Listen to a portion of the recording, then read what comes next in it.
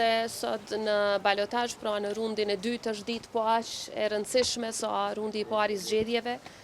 sepse qytetarët tanë sot përfundimisht vendosin jo vetëm se kush do t'i udhëheq komunat ku ata jetojnë, po të njëjtën kohë vendosin për një të ardhme më të mirë për fëmijët tanë, vendosin për shumë mundësi për komunat ku ata jetojnë. Rrjedhimisht shpresoj që secili prej qytetarëve me të drejtë vote do ta shfrytëzojë këtë të drejtë dhe do të dalë sot në votime. Kosova ka demokracinë më të fortë elektorale në rajon dhe kjo është pikërisht për shkak të pjesëmarrjes së qytetarëve tonë në votime, për shkak të rregullsisë së proceseve zgjedhore dhe për shkak se gjithnjë organizojmë zgjedhje të lira e demokratike.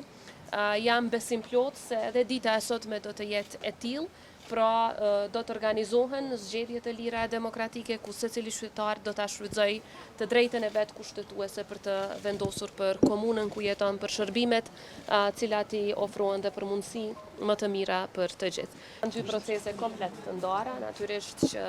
zgjedhjet komunale, zgjedhjet lokale në Kosovë nuk kanë ndikim në proceset në nivel nacional në të cilat po kalojmë. Proceset në nivel nacional janë duke u zhvilluar në përputhje të plotë me kushtetutën e vendit dhe do të shohim në ditët në vijim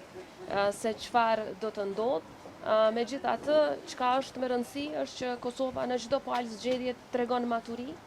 tregon se respektohet qytetari, tregon se respektohet e drejta e votës. Prandaj, jo vetëm që këto rezultate në zgjedhjen lokale apo vetë organizimi i tyre nuk kanë ndërlidhmëri me zgjedhjet nacionale, po edhe zgjedhjet nacionale, kurdo që do t'i kemi ato, sepse kjo do të mvaret nga partitë politike që përfaqësohen tani në kuvend, jam e bindur që do t'jenë edhe një gur më shumë mbi këtë kaluan e demokracisë që e kemi ndërtuar përgjatë shumë viteve. Unë jam shumë krenare me qytetarët e Kosovës, të cilët janë kontribuesit kryesor për zhvillimin e demokracisë në vend.